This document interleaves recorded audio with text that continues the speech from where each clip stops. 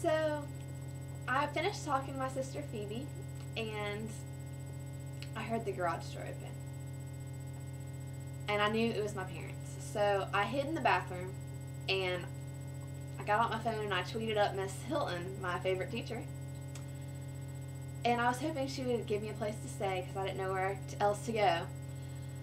So, I knew she would let me come stay with her because last year she had this student, and he was just kind of socially awkward. He wasn't retarded or anything, but he had issues. His name was Robbie Berman, but she handled him really well. She was really patient and really sweet, so I knew she would let me come stay with her. So she tweeted me back and she said, sure, we're still up. So I called a cab and I went on over to Miss Hilton's. And I rang the doorbell and she came and opened it.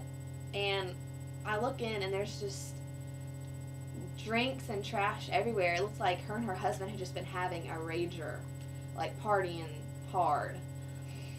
Miss Hilton was still taking shots when I walked in. But we sat down on the couch and her husband went on to bed. And she was just talking to me, catching up with me, you know. And she really started trying to motivate me. She told me I needed to get my life together and, you know, focus on school. And she was really right, but I just wanted to go to sleep. I didn't really feel like talking. You have to be in the mood for stuff like that, and I just wasn't in the mood. So I let out a little yawn to let her know that I just wanted to go to sleep. I didn't really want to talk. But she just kept on talking. So finally she realized that I wanted to go to sleep, and she made the couch for me, and I got in and she said, "Good night, gorgeous." And I figured she was going to bed, you know.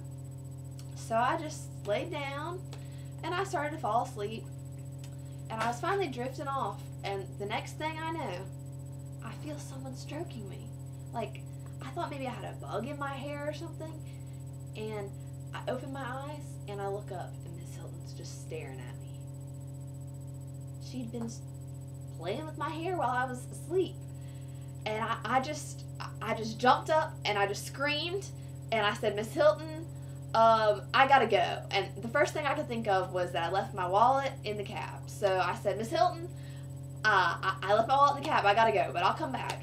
And she said, "Okay, sweetie, I'll leave the door unlocked." But I was not coming back.